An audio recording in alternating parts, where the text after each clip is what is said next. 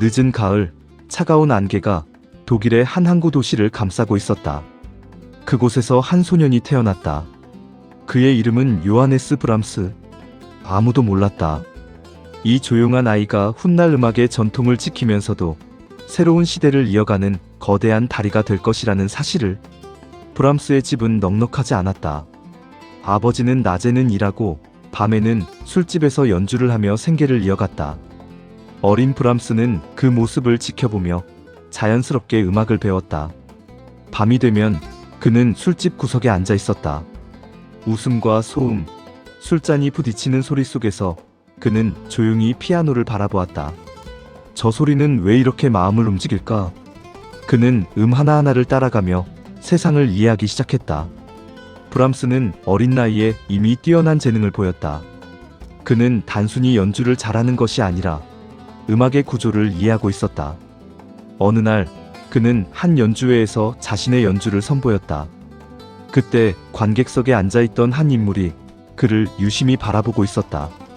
그는 바로 로베르트 슈만이었다. 연주가 끝난 후 슈만은 브람스를 찾아왔다.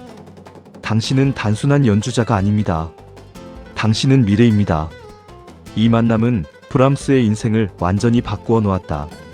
브람스가 살던 시대는 단순히 음악의 유행이 바뀌는 시기가 아니었다. 그것은 음악의 존재 이유 자체가 흔들리는 격변의 시대였다.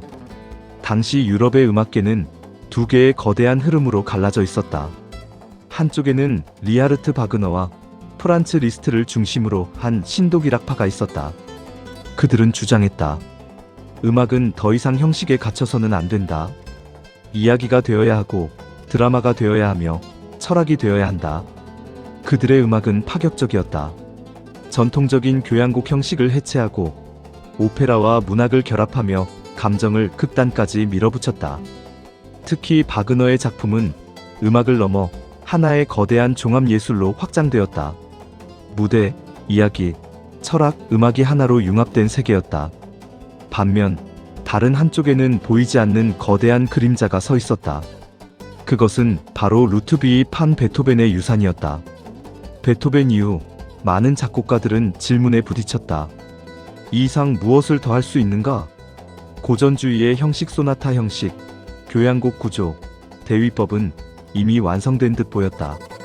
그것을 넘어서는 것은 두려운 일이었고 그것을 지키는 것 또한 쉬운 일이 아니었다. 그 한가운데에 브람스가 서 있었다. 요하네스 브람스는 이 두 흐름 중 어느 하나에도 완전히 속하지 않았다. 그는 혁신을 거부하지 않았지만 무분별한 파괴를 경계했다. 밤늦은 시간, 그는 책상 앞에 앉아 악보를 바라보며 스스로에게 물었다. 형식은 껍데기인가 아니면 본질인가? 내가 지켜야 할 것은 무엇인가? 그의 손에는 베토벤의 악보가 들려 있었고 귀에는 바그너의 새로운 음악이 맴돌고 있었다. 그는 두 세계를 모두 이해하고 있었다. 그래서 더 괴로웠다. 브람스는 결국 하나의 결론에 도달했다. 전통은 과거가 아니다. 그것은 시간이 증명한 질서다. 그에게 형식은 감정을 억누르는 틀이 아니었다. 오히려 감정을 더 깊고 명확하게 드러내기 위한 언어였다. 그는 소나타 형식과 교향곡 구조를 버리지 않았다. 대신 그 안에 새로운 숨결을 불어넣었다. 주제를 단순히 반복하지 않고 끊임없이 변형시키고 미묘한 리듬과 화성으로 긴장을 쌓아 올리며 감정을 서서히 그러나 깊게 확장시켰다. 그의 음악은 겉으로는 전통적이었지만 내부에서는 끊임없이 움직이고 있었다. 마치 오래된 건축물 속에서 보이지 않게 살아 숨쉬는 구조처럼.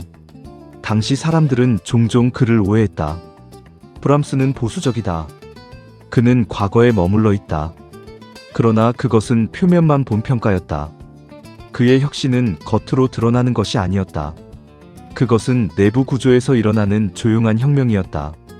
그는 형식을 부수지 않았다. 대신 형식을 더 깊게 만들었다. 그는 외쳤다. 새로운 것은 반드시 낯선 모습일 필요는 없다. 진정한 혁신은 익숙한 것 속에서 태어난다. 이러한 태도는 그의 작품 곳곳에서 드러난다. 그의 교향곡은 베토벤의 전통을 따르면서도 그보다 더 치밀하고 응축된 구조를 보여준다.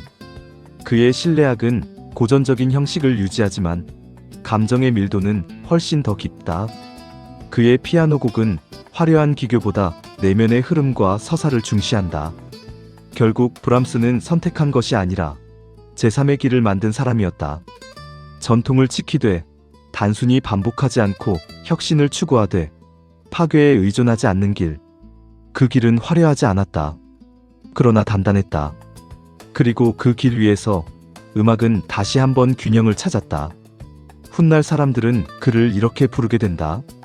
마지막 고전주의자이자 진정한 낭만주의자. 그는 과거를 사랑했고 현재를 고민했으며 미래를 준비한 사람이었다. 그리고 그의 음악은 지금도 조용히 말하고 있다.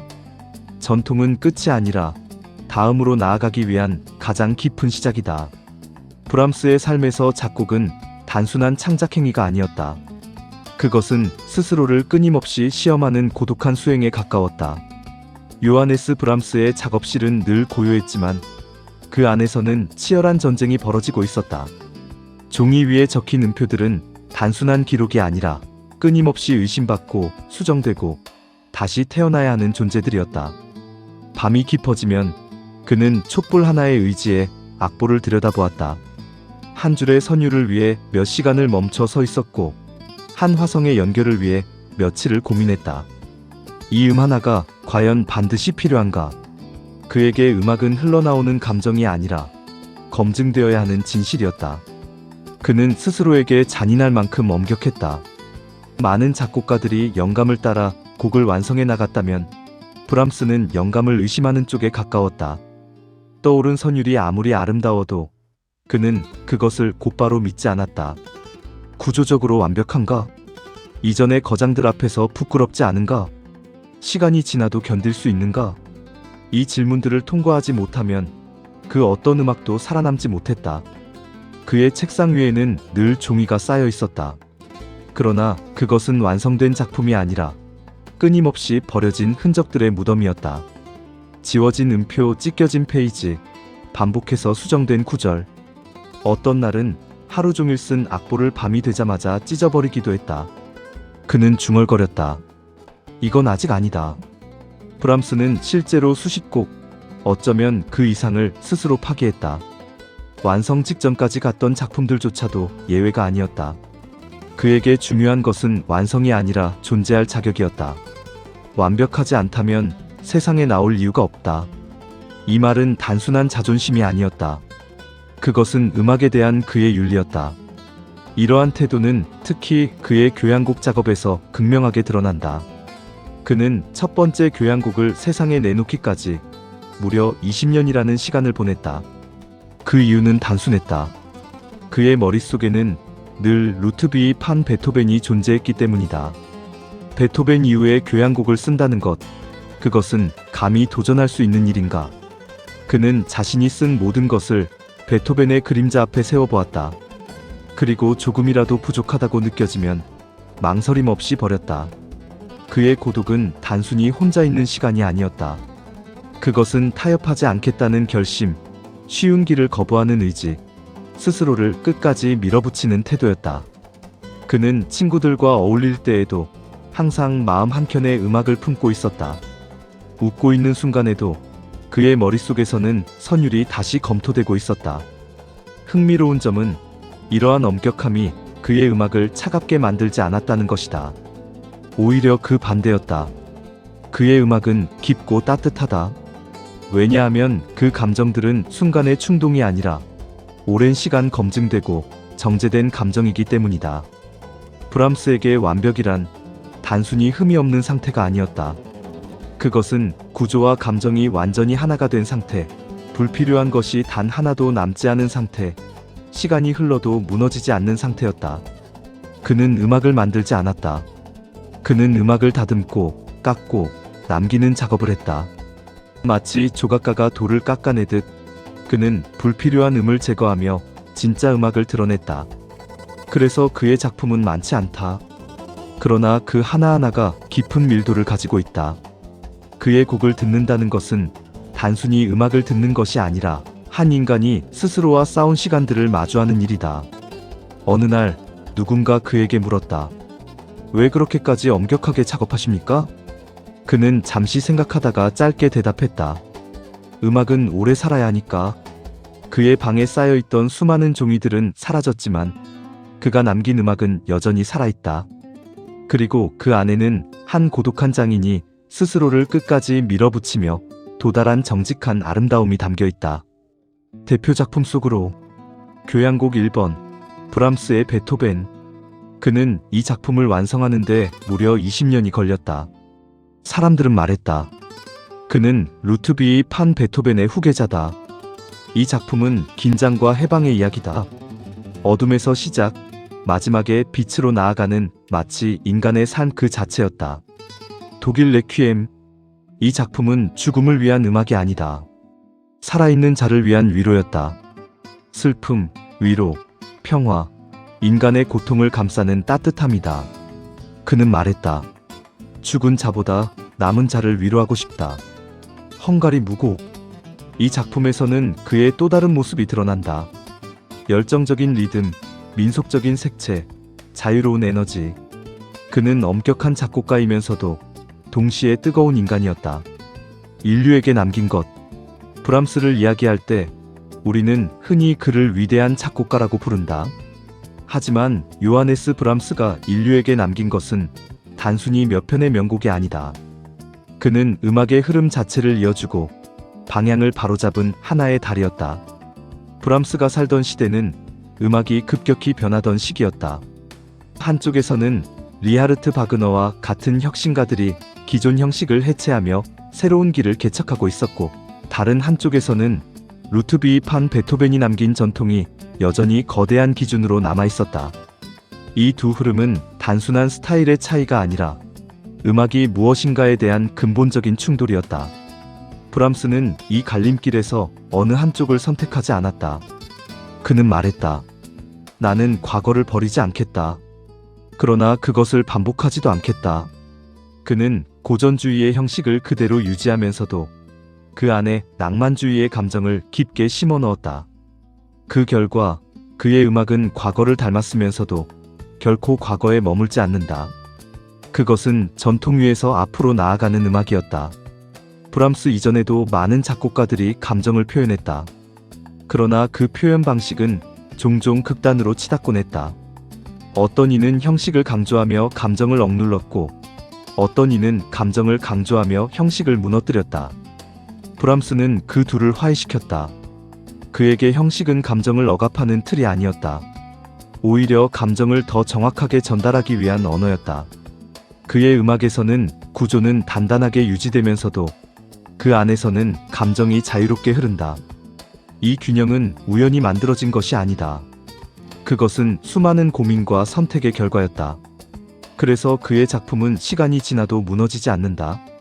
많은 사람들은 전통을 지킨다는 말을 보수적인 태도로 오해한다. 그러나 브람스에게 전통은 단순한 과거가 아니었다. 그것은 이미 검증된 아름다움이었고, 시간 속에서 살아남은 질서였으며 다음 세대로 이어져야 할 가치였다.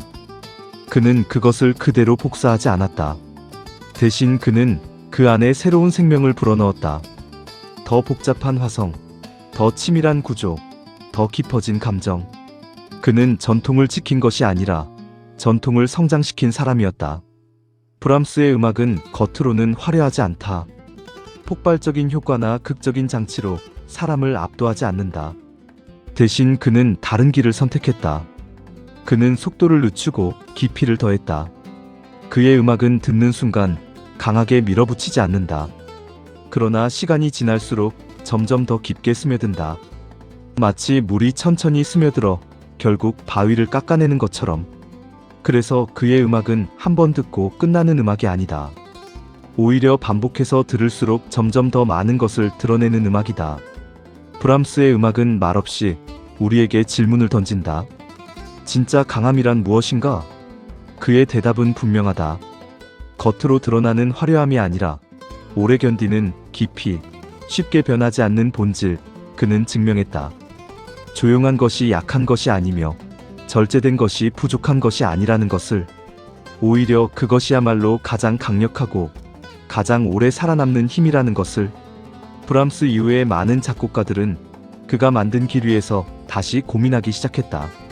전통을 어떻게 이어갈 것인가? 형식과 감정을 어떻게 조화시킬 것인가? 그 질문은 오늘날까지 이어지고 있다.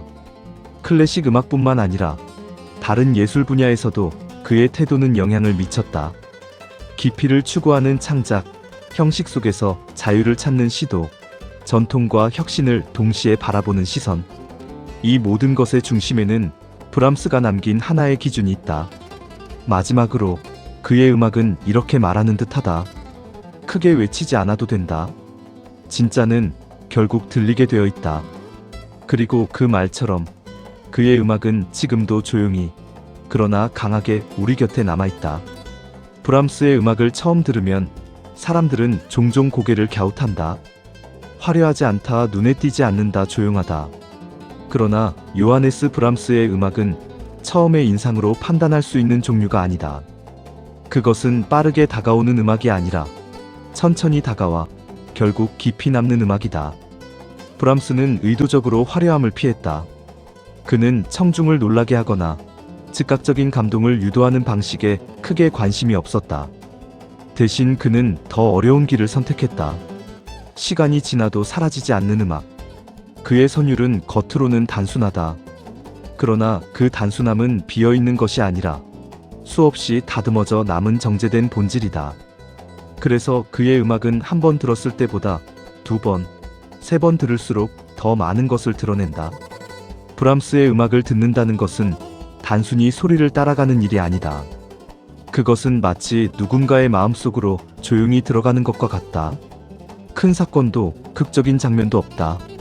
대신 그 안에는 말하지 못한 감정, 스쳐 지나간 기억, 설명할 수 없는 마음의 흔들림이 담겨 있다. 그래서 그의 음악은 듣는 사람에게 묻는다. 당신은 당신 자신의 마음을 알고 있는가? 많은 작곡가들이 자연, 전쟁, 이야기, 신화 같은 외부의 세계를 음악으로 표현했다. 하지만 브람스는 그 반대의 길을 택했다. 그는 눈에 보이는 장면보다 보이지 않는 감정에 집중했다. 그의 음악에는 구체적인 사건이 없다. 그러나 그 안에는 인간이라면 누구나 겪는 감정이 있다. 이유 없이 찾아오는 고독, 말하지 못한 사랑, 끝나지 않는 내적 갈등, 그리고 그 모든 것을 감싸는 위로. 그는 그것들을 설명하지 않는다. 그저 음악으로 느끼게 한다. 브람스의 음악이 특별한 이유는 감정을 크게 표현하지 않기 때문이다. 그는 감정을 밖으로 터뜨리기보다 안으로 더 깊이 내려보낸다. 슬픔은 절규가 아니라 조용한 울림으로, 사랑은 고백이 아니라 머뭇거림으로, 갈등은 폭발이 아니라 긴장으로 표현된다. 그래서 그의 음악은 듣는 사람에게 여백을 남긴다. 그 여백 속에서 우리는 자신의 감정을 발견하게 된다. 브람스의 음악은 즉각적인 자극을 주지 않는다. 그래서 어떤 사람에게는 처음에 어렵게 느껴지기도 한다. 그러나 시간이 지나면 상황이 바뀐다. 어느 순간 그의 음악이 이상하게 마음에 남아있다는 것을 깨닫게 된다. 그 이유는 단순하다. 그의 음악은 특정 순간을 위한 것이 아니라 인간의 본질을 담고 있기 때문이다. 삶을 살아가면서 우리는 그의 음악 속 감정들을 하나씩 이해하게 된다. 결국 브람스의 음악은 단순한 소리의 조합이 아니다. 그것은 한 인간이 느낀 것, 고민한 것, 견뎌낸 것의 기록이다. 그래서 그의 음악을 듣는다는 것은 한 사람의 인생을 듣는 일이기도 하다. 그리고 동시에 우리 자신의 이야기를 듣는 일이기도 하다. 브람스의 음악은 크게 외치지 않는다. 대신 조용히, 그러나 확실하게 마음에 닿는다. 그는 우리에게 보여준다. 가장 깊은 감정은 가장 조용하게 전해진다. 그리고 바로 그 점이 그의 음악이 특별한 이유다. 그의 음악 속에는 고독, 사랑, 갈등, 위로, 그 모든 것이 있다. 그리고 그 모든 것은 지금 이 순간에도 우리의 마음속 어딘가와 이어져 있다. 마지막 순간, 노년의 브람스는 조용히 삶을 정리했다. 그는 여전히 검소했고 여전히 엄격했다. 그러나 그의 눈에는 평온함이 있었다. 나는 나의 길을 걸었다. 그의 음악은 멈췄지만 그의 이야기는 끝나지 않았다. 지금도 그의 음악은 연주되고 사람들의 마음속에서 살아간다.